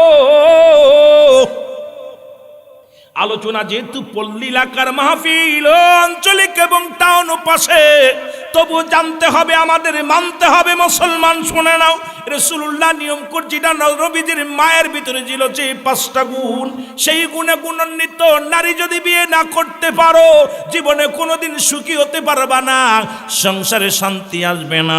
আমার মা বোনেরা যারা মাহফিলে বসেছ, খেয়াল করবা আলোচনায়, আমার বাবারা যারা বসেছ, যুবকেরা যারা বসেছ, নবী বলে 5টা গুণের নারী। 1 নাম্বার হলো সতীত্বর আমানত দারি। জোরে জোরে চিল্লায় বলো মারহাবা। এর 1 নাম্বার হলো সতীত্বর আমানত দারি রে। আজকে আমার দেশটা শেষ করে দিল। খালাতো ভাই, মামাতো ভাই, চাচাতো ভাই, মামাতো ভাইয়ের চেহারা দেখা হারাম, খালাতো ভাইয়ের চেহারা দেখা হারাম, ফুফতো ভাইয়ের চেহারা দেখা হারাম, শাস্তো ভাইয়ের চেহারা দেখা হারাম। এর দলিল দেখান, দলিল দেওয়া জায়েজ আছে। জীবনে আমি আপনার গোলাম হয়ে যাব। মুসলমান শুনে নাও, ফতুয়ার কিতাব মুসলমান মাদরুজ্জান নবুয়াতের 1ম খণ্ড বয়ান করে, পৃথিবীর মধ্যে কোনো ব্যক্তি যদি হারামকে হালাল বলে, সঙ্গে সঙ্গে সে কাফের হয়ে যাবে, ঈমান থাকবে না, ঈমান চলে যাবে। এই দুনিয়ার মধ্যে যদি কোনো ব্যক্তি হালালকে হারাম মনে করে, সেও কাফের হয়ে যাবে। আজকে যদি এই ফতোয়া উল্টাইতে পারে, জীবনে আর আলোচনা করব না।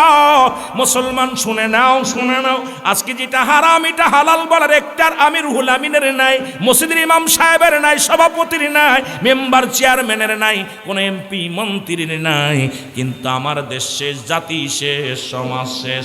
1 নাম্বার হলো সতীত্বর আমানতদারি, 2 নাম্বার হলো মুসলমান পর্দাশীলতা নারী। জোরে বলো মারহাবা। ভালো করে লিখে নাও, ওয়াজ খালি গিলে গিলে খাইয়েন না, ভালো করে মুখস্থ করবেন। 2 নাম্বার হলো পর্দাশীলতা নারী, 3 নাম্বার হলো আমলদারি নারী।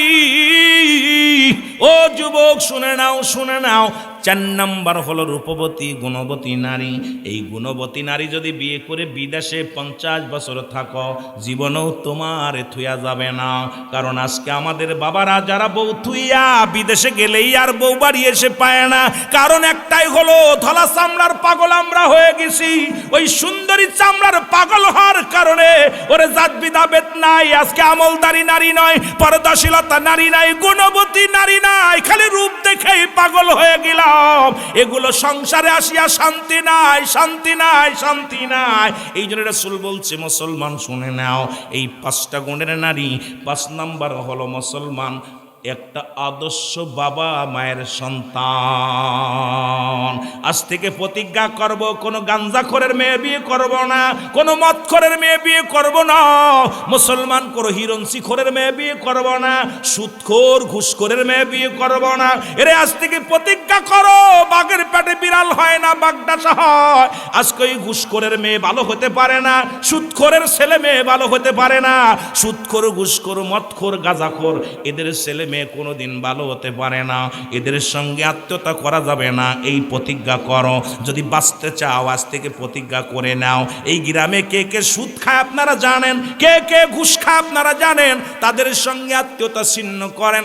দেখবেন মুসলমান জাতি সমাজ বেঁচে যাবে। তাহলে ওয়াজ দিয়ে লাভ আছে। এই 18 বছরে যদি 18টা মানুষ যদি হেদায়েতের মধ্যে আসে, 18টা মানুষ যদি ঈমান আনে, ঈমানের পরিবর্তন হয়, তাহলে টাকা পয়সা খরচ করে লাভ আছে। আর শুধু মাহফিল দিলাম আর তাবারক খাইলাম আর মানুষ দেখাইলাম, কোনো লাভ নাই, লাভ নাই। কারণ ঈমানের পরিবর্তন যদি না হয়, এই জাতিরে ওয়াজ শুনে কোনো লাভ নাই। জোরে বলেন ঠিক কি না? ওয়াজ আসলে ডিস্টার্ব হয়, আলোচনা শোনেন। যদি কোনো প্রশ্ন থাকে লিখবেন, ভয় নেই। যদি কিছু জানার দরকার হয় বলবেন। আমি তো এত যখনই বাইরে 2টা জিনিস পাওয়া যাবে এখানে, একটা হচ্ছে রহমত, একটা হলো গজব। আমরা যেন সবাই রহমত নিয়ে যাই। জোরে বলুন আমিন। কি নিয়ে যায়? রহমত। মাহফিল কিন্তু কঠিন জায়গা, এটা কোরআন হাদিসের মাহফিল। এখানে অসংখ্য ফেরেশতারা আপনার জন্য দোয়া কামনা করতেছে আল্লাহর দরবারে। এই জন্য এখানে আইসা দোয়া নিতে হবে, আল্লাহ যেন আমাদের গুনাহ মাফ করে দেয়। জোরে বলুন আমিন, বলেন আমিন বলেন। যেটা বলতেছিলাম, কয়টা গুণ? 5টা গুণের নারী। নাম্বার 1 সতীত্বর আমানতদারি, নাম্বার 2 আমলদারি নারী, নাম্বার 3 পর্দাশীলতা নারী, নাম্বার 4 গুণবতী রূপবতী নারী। যারা দেখবেন গুণবতী, তারা দেখবেন মেয়েটা সারা জীবন স্বামীর দাঁত কামড়িয়ে পড়ে থাকবে, জীবনেও স্বামীর দুঃখ ভাগাভাগি করে নেবে, স্বামীকে কখনো কষ্ট দিবে না। 1000 কষ্ট থাকবে, কোনোদিন তার মা বাবার কাছে স্বামীর বিরোধিতা করবে না, স্বামীর বাবা মায়ের বিরোধিতা করবে না। ওই মানুষটা পরের সংসার, স্বামীর সংসারটাকে নিজের আপন বানিয়ে নেবে। এই দুনিয়ার মধ্যে সব ভুলে যাবে, কিন্তু স্বামীর একটু ক্ষতি হোক, স্বামীর একটু চরিত্রের পরে একটু আশার আসুক, কলঙ্ক আসুক, এটা কখনো নারী চাবে না।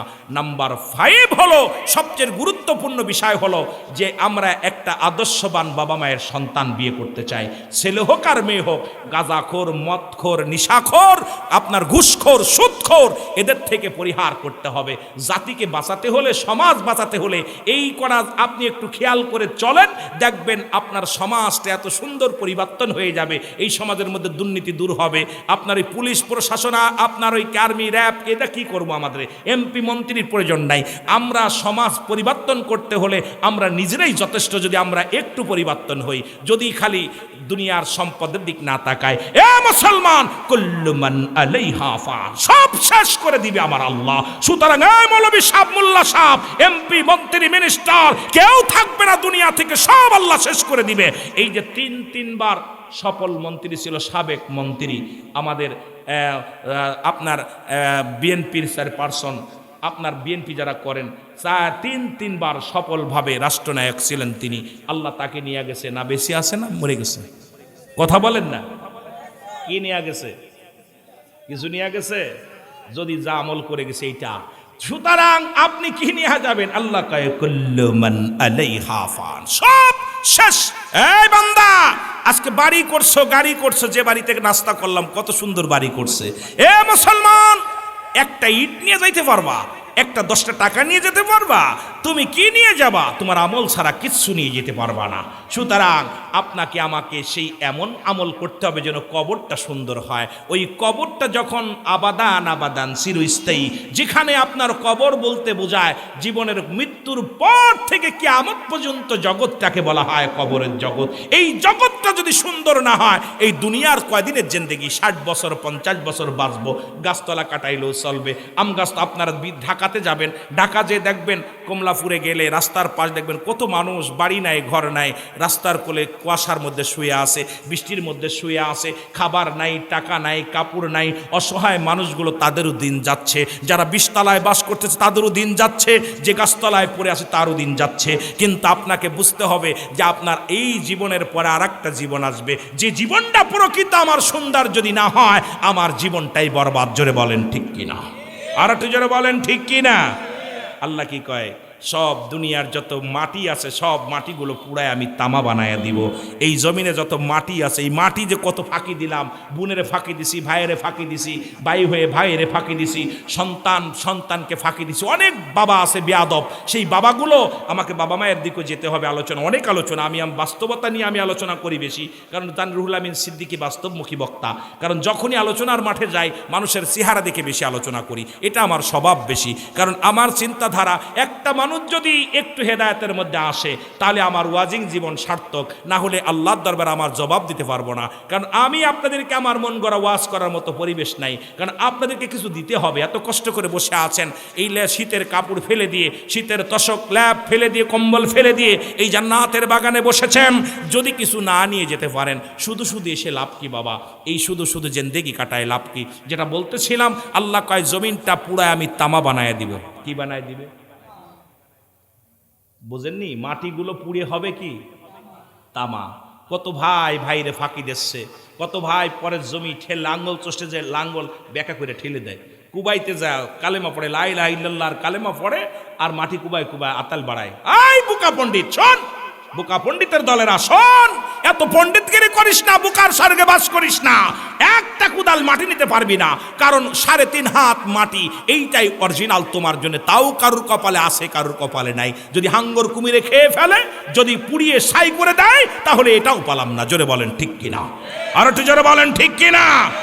আমার বাবারা, আমার বন্ধুরা, আমার গভীর মনোযোগ, যে কথাগুলো খেয়াল করবেন। আল্লাহ বলে এই জমিনের মধ্যে যত পানি আছে সব পানি পুড়ে ছাই হয়ে যাবে। কুল্লু মান আলাইহা ফান, সব শেষ করে দিবে কে? আর একটু জোরে বলেন না কে? না প্রধানমন্ত্রী? আমার ভাইজান যদি করে মানবেন?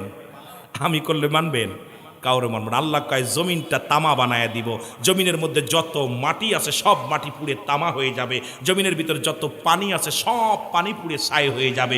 যেদিন কিচ্ছু বলতে কিচ্ছু থাকবে না, সেদিন থাকবো আমি আল্লাহ। জোরে বলেন না মারহাবা। কে থাকবে? কে থাকবে? বন্দেগি করব কার? সেজদা করব কার? আরো জোরে বলেন, গোলামি করব কার? না মানুষের গোলামি করবেন? কার গোলামি করবেন? মনে থাকবো? জোরে বলেন থাকবো। এই যে নির্বাচন আসছে, সকালবেলা 500 পাই বলবেন আমি আপনারা দিব ভোট, বিকেলবেলা 1000 পাইলে করে আমি দেবো আপনারা ভোট। এরপরে নির্বাচনে আগের দিন মানুষ কয়জন? 5 জন, 5 5 2500, যেই পকেটের ভিতর দেবে কয় ভোট দিব আমি তোরে। ইমান চোর, সকালবেলা ইমান আনবে, বিকেলবেলা ইমান চলে যাবে। সুতরাং ইমানটা চলে গেলে পৃথিবীর মধ্যে সব আমল বরবাদ হয়ে যাবে। যেমন রুহুটা চলে গেলে বডির কোনো মূল্য থাকে না, এই রুহুটা হলো সবচেয়ে মূল্য। আজকে আমার বন্ধু আমিনুল আসছে, ওর বাবা জালাল ছিল, জালালউদ্দিন ছিল আমার চাচা, উনি এই আপনার মধুখালী মিলে চাকরি করতো। আমার ফ্রেন্ড, যদিও আজকে আমার সামনে আসছে বসছে, আমার অনেক একসাথে লেখাপড়া করেছি।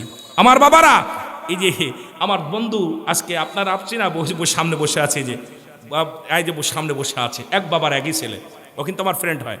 কিন্তু ও আমারে যদিও লজ্জা পায় পরিচয় দিতে, আমি পাই না লজ্জা। কেন? আমার বন্ধু তো বন্ধুই। সবাই যে আলেম হবো না, সবাই ড্রাইভার হলে প্যাসেঞ্জার হবে কে? সবাই যদি ড্রাইভার হয় প্যাসেঞ্জার তো পাবো না, সবাই যদি হেল্পার হয় কন্ট্রাক্টর পাবো না। এই জন্য এক একজনেরকে এক একটা দায়িত্ব আল্লাহ দিয়েছে। সবাই ইমাম হলে মুসল্লি হবে কে? জোরে বলেন ঠিক কিনা? সবাই যদি নেতা হয় শ্রোতা হবে কে? জোরে বলেন ঠিক কিনা? তো বন্ধুর বাবা কিন্তু দুনিয়া থেকে চলে গেছে। সেও অনেক আমাকে মায়া করতেন, আব্বা ছাড়া কোনোদিন কথা বলতেন না। আমি একাধিকবার আসছি ওদের বাড়ি মাহফিল করতে। তা আমি ছাত্র জীবনেই ওদের বাড়িতে ওয়াজ করতাম। কারণ আমি আমার জীবনে ছোট্টবেলা থেকেই ওয়াজিং জগতে চলে গেছি, তাই ওয়াজিং জগতে যখন গেছি তখন আমি কিন্তু আলোচনার ময়দানে আর চিরদিনে আমার হক কথা আমার জবান দিয়ে যতগুলো আলোচনা দেখবেন ইউটিউবিতে, একটা ওয়াজে কাউকে ছাড় দিয়ে এক চিঞ্চিত পরিমাণ ছাড় দিয়ে রুহুল আমিন সিদ্দিকী ওয়াজ করে নাই। কারণ সবসময় ন্যায়ের পথে কথা বলে গেছি, তাতে ফাঁসি আসলে ফাঁসির দড়ি নিতে রাজি আছি। কারণ পক্ষপাতী আলোচনা আমার দ্বারাই পাবেন না। যত আলোচনা আসবে আপনার আমার বিপক্ষে যাক আর পক্ষে যাক দেখার বিষয় না, আমার আলোচনা আসবে আল্লাহ রাসূলের পক্ষে, আপনার দ্বীনের পথে, ইসলামের পথে। কারণ আমার দ্বারাই কারো দালালি করা সম্ভব নয়, করিও নাই, আল্লাহ যেন না করায়। জোরে বলেন মারহাবা, আর একটু জোরে বলেন মারহাবা। যারা বলতেছিলাম যে ব্যক্তির জীবনের অমূল্য সম্পদের নাম রুহু, আমার বাজান বসে আছে, এখন রুহুটা চলে গেছে, এই বডির আর দাম নাই। একই মাইক ইমাম সাহেব বলবে, নামটা কি আব্বাজান? মারহাবা, আমাদের সভাপতি মারহাবা, আমাদের শহীদুল ইসলাম ভাই। যদি সকালবেলা মাইক আঁকবে অমক ব্যক্তি রাত 10টায় ইন্তেকাল করছে, কে? শহীদুজ্জামান, শহীদুল ইসলাম সাহেব ইন্তেকাল করছে, ওই মাইকেই বলবে মরহুমের জানাজার নামাজ আজ সকাল 10টায় অনুষ্ঠিত হবে। আরে কত বড় নিষ্ঠুর পৃথিবী! নামটা বলবে না শহীদুল ইসলাম, নামটা খালি একবার বলবে যে শহীদুল ইসলাম ইন্তেকাল করেছে, এরপরেই বলবে মরহুমের জানাজার নামাজ। কি বাজান, কি বলবে? মরহুমের জানা। এই মানুষগুলোর আপনি ভালোবাসেন, যে মানুষটা আপনার নামটা পর্যন্ত নেওয়া বন্ধ করে দিবে, এরপরে ইমাম সাহেব কই মায়েতের লাশ নিয়ে আসেন, তাড়াতাড়ি নিয়ে আসেন, বলবে না শহীদুল ইসলামের লাশটা নিয়ে আসেন। ইমাম সাহেব কইব তাড়াতাড়ি নিয়ে আসেন লাশটা। ইমাম সাহেব বলবো, মোল্লা সাহেব বলবো, মাতবার সাহেব বলবো, ভাই তাড়াতাড়ি লাশটা নিয়ে আসেন, জানাজা আসেন। সবাই বারবারই করবে, কেউ বলবে না শহীদুল ইসলামের জানাজা পড়ে আসলাম, কবে মায়েতের লাশটা জানাজা পড়ে আসলাম। আহারে, এই পৃথিবীর মানুষের জন্য এত কিছু করতেছি আমি, ঘুষ, সুদ, জিনা, ব্যভিচার, অন্যায়, জুলুম আমি আপনি করতেছি, কিন্তু একবার কি চিন্তা করছেন যে আপনি মরার পরে আপনার নামটা পর্যন্ত নেবে না, আপনি হয়ে যাবেন মরহুমা আর মরহুম। জোরে বলেন ঠিক কি? আরো জোরে বলেন ঠিক কি না? আহারে জীবন, আহারে জীবন, কি নিষ্ঠুর পৃথিবী! বলার সঙ্গে সঙ্গে রুহুল আমিন সিদ্দিকী ইন্তেকাল করছে, রুহুল আমিনের লাশ আগামীকাল সকাল 10টায় অনুষ্ঠিত হবে, তাই বলবো? নাম থাকবে, লাশটার নাম কি হয়ে যাবে? মরহুম। আহা, যদি আপনাদের এলাকায় কি বলে জানি না, তবে সারা পৃথিবীতে একই অবস্থা, ঠিক কি না? বলবে মরহুমের জানাজার নামাজ আগামীকাল সকাল 10টায় অনুষ্ঠিত হবে। এই তো আপনার আমার জিন্দেগি। তারপরে যদি এই মানুষটা না বোঝে, রে কেমনে বুঝাইবেন আপনি? আমি বুঝি না, আমারে বুঝাইবেন কেমনে? এই জন্য ব্যক্তির জীবনের অমূল্য সম্পদের নাম হলো রুহু, আর মানব জীবনের অমূল্য সম্পদের নাম হলো ঈমান। রুহুবিহীন যেমন বডির মূল্য নাই, ঈমানবিহীন কোনো আমলের মূল্য নাই। আপনার ঈমান নাই, সব বরবাদ। ঈমান যদি না থাকে, অজু যদি না থাকে, তো সিজদা দিলে কুফরি হয়ে যাবে, ঠিক কি না? অজু ছাড়া নামাজ হইব? কথা বলেন, হইব? এখন অজু ছাড়া তো যেমন নামাজ পড়লে কুফরি হয়ে যাইব, এ মুসলমান তদ্রূপ ঈমানবিহীন সব আমলগুলো বরবাদ হয়ে যাবে। এই জন্য আমি আপনাদেরকে বারবার অনুরোধ করব, ঈমান হলো ব্যক্তির জীবনের অমূল্য সম্পদ, মানব জীবনের অমূল্য সম্পদ। এটা যেন কখনো বিক্রি না হয়, এটা যেন সকাল সন্ধ্যা না যায়, এটাকে মজবুত করে ধরে রাখবেন, ঈমানের পর থাকবেন। এই দুনিয়া ক্ষণস্থায়ী, চিরস্থায়ী হলো কবর। এই জিনিসটা যার অন্তরের ভিতর আছে, এই মানুষটা তো কখনো জুলুম, ব্যভিচার, অন্যায় কোনো কিছু করা সম্ভব না। জোরে বলেন ঠিক কিনা? আল্লাহুম্মা সাল্লি আলা সাইয়্যিদিনা। কি বিপদে পড়লাম! কালেমা পড়তে পারে না, জিকির করতে পারে না, দুরুদ পড়তে পারে না, কাদের সামনে মারি নিয়ে আইছে বুঝলাম না। একটু মহব্বতে বলেন আল্লাহুম্মা সাল্লি আলা আর নবিয়ানা শাফিয়ানা মাওলানা মুহাম্মদ। আল্লাহুম্মা উড়ে যাও রে রাতের হাওয়া, যাও রে উড়ে মদিনায়, উড়ে যাও রে রাতের হাওয়া, যাও রে উড়ে মদিনায়। এই গুলামের সালাম খানি, এই আশেকের সালাম খানি, পৌঁছাই দিও রওয়া যায়। আল্লাহুম্মা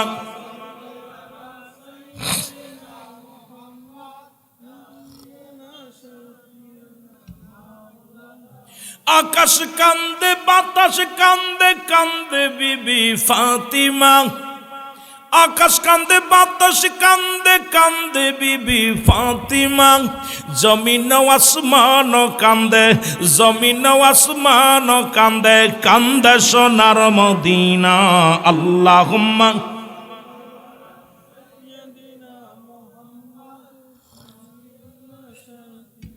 আরো জোরে এর নবিয়ানা শাফিয়ানা মাওলানা মুহাম্মদ আল্লাহুম্মা এ দুনিয়ার মুসলমান